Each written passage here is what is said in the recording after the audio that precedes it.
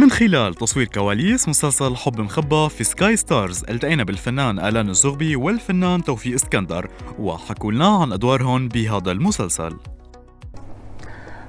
هو مش أول عمل هيدا أنا بشارك فيه بالدراما السورية. وأنا كتير بحب المشاركة بالدراما السورية وإلي عدة أعمال يعني شاركت فيها هون بالدراما السورية، وأنا بشجع كتير وهذه شغلة كتير منيحة التعاون بين الممثلين السوريين واللبنانيين. هيدا بيغني العمل الدرامي.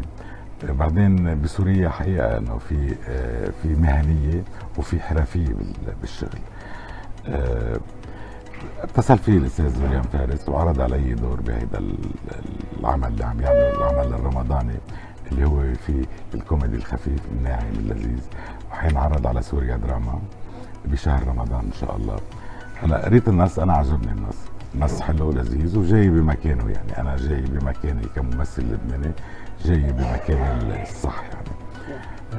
انا كثير مرتاح بالعمل مع بهذا العمل الدرامي اللي حينعرض على سوريا دراما بشهر رمضان ان شاء الله. غير هيك انه هذا العمل بيضم عدة نجوم كبار من النجوم الدراما السورية، ومن لبنان انا، وفي معنا من لبنان كمان المطرب ربيع الاسمر. ما بقدر احكي كثير عن العمل، كل اللي بقدر اقول لك اياه مشان افضح هيدا، كل اللي بقدر اقول لك اياه انه هو عمل درامي لذيذ وخفيف كوميدي. مش كله كوميدي، يعني في نوع من الكوميديا وفي شويه سسبنس كمان، ومهضوم العمل ولذيذ، وبتمنى انه يلاقي النجاح.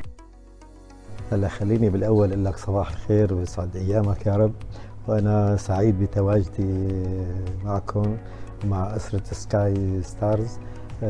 وهي فرصه كمان لاقدم تحياتي ومحبتي للاستاذ ويليام لكادر العمل جميعا، من هم امام الكاميرا ومن هم خلف الكاميرا، لهم كل محبي واحترام. يعني انا مبسوط بحوزتي اليوم شخصيه يمكن جديده علي، لهيك انا حاب هاي المشاركه كثير. شخصيه واحد يعني بشكل او باخر خليني اسميه همشري، يعني من غيرته يعني غير متوازن، متحول لشخص غير متوازن. هو متجوز صبية وصبية جميلة، وبيغار عليها كتير. بصير أفكاره بتاخده وهي بتشتغل بمكان بمنتجع، يعني بصير بطبيعة الحال يعني عملها لها ارتباطات بوجود ذكور وإناث، فهو يعني بده إياها تشتغل بس مع الإناث. فالأمر كتير صعب تحقيقه.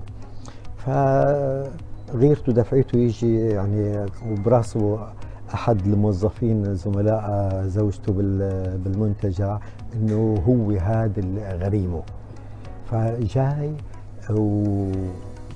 وفارع ومشيشي معه على الاخر، جاي يقتل ويضرب يعني.